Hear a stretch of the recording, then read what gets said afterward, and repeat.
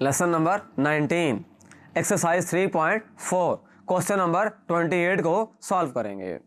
अच्छा, बात को ये होता है कि कोऑर्डिनेट प्लान के अंदर हमें एक लाइन गिवन होती है और एक पॉइंट गिवन होता है। हमने चेक करना होता है कि उस पॉइंट की पोजीशन उस लाइन के रिस्पेक्ट से क्या है। फॉर एग्जांपल, अगर एक लाइन हमने ड्रा की प्लान के अंदर तो हमें देखेंगे पॉइंट जो है अबव द लाइन है, बिलो द लाइन है या लाइन के ऊपर है, ऑन द लाइन है। तो तीन ही केस होंगे। अगर एक लाइन है और एक पॉइंट है प्लान के अंदर तो या तो पॉइंट जो होगा वो लाइन से ऊपर वाक़ होगा या लाइन के नीचे वाक़ होगा या लाइन के ऊपर वाक़ होगा। तो उसके लिए कुछ फार्मूले हैं जिनको हमने डिस्कस करना है। ये देखें, position of point with respect to a line. ये देखें, consider a non vertical line L ax plus by plus c equal to 0 in the xy plane. Obviously each point of the plane is either above the line or below the line or on the line. ये देखें, एक point है P of x1 y1, दूसरा है Q है x2 y2। तो ये P1 जो है ये लाइन ए बी के नीचे वाक़या है और जो Q पॉइंट है ये लाइन जो है उससे अबव वाक़या है और R जो पॉइंट है उसको शो नहीं किया गया। ये देखें, ये लाइन L है। अच्छा, थ्योरम है, let P of x1 y1 be a point in the plane not lying on the line L।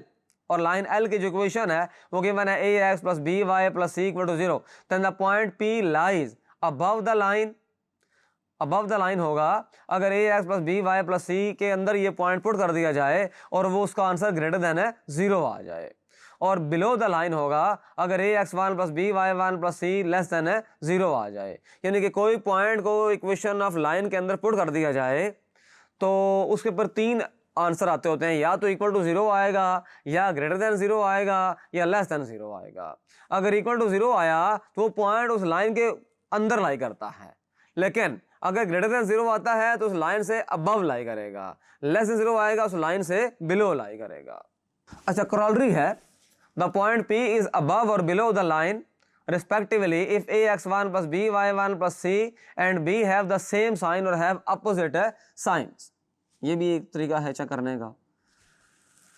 On the same side of the point P of x1 y1 and origin are on the same side of L according to ax1 plus by1 plus c and c have the same signs। On the opposite sides of L according to ax1 plus by1 plus c and c have opposite signs।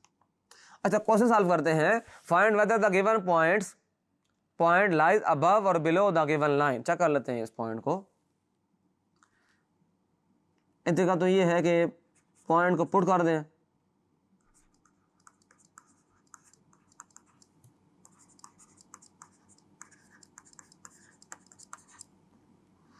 तो इसका मतलब ये होगा कि x की जगह put करेंगे 5, y की जगह पुट करेंगे 8 plus 6 equal to 0। 2 5s are 10,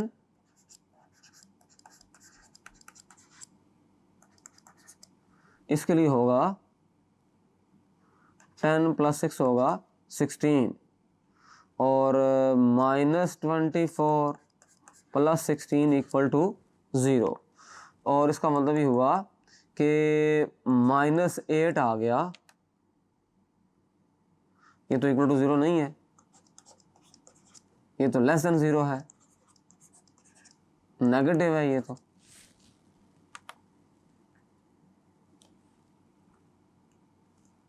ये ना भी लिखा जाए तो अभी कोई हम चेक कर रहे हैं तो इसको कर सकते हैं इस तरह से भी। ये लेस देन 0 आ गया। So point 58 lies below the line। Below the line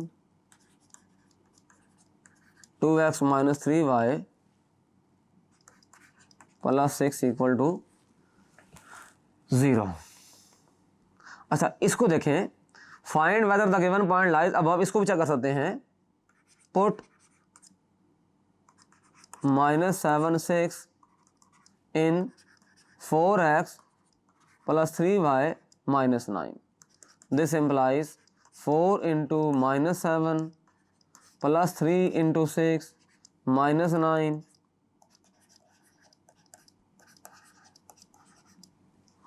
अच्छा इसको देखें ज़रा, तो ये भी माइनस में आ रहा है आंसर।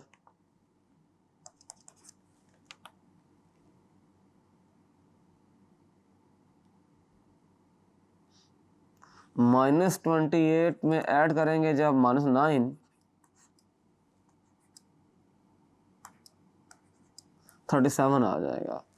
37 में 18 माइनस कर देंगे तो 9 और 2 आएगा,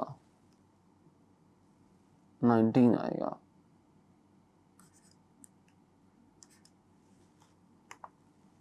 -19 less than 0. This implies point -76 lies below the line. तो इस लेसन में बड़ा सिंपल तरीका हमने सीखा कि हमें कोई स्ट्रेट लाइन की अगर इक्वेशन गिवन है ax + by + c = 0, तो हम ये करेंगे कि वो जो पॉइंट गिवन है उसको उठा के उस पॉइंट उस इक्वेशन के अंदर पुट कर देंगे।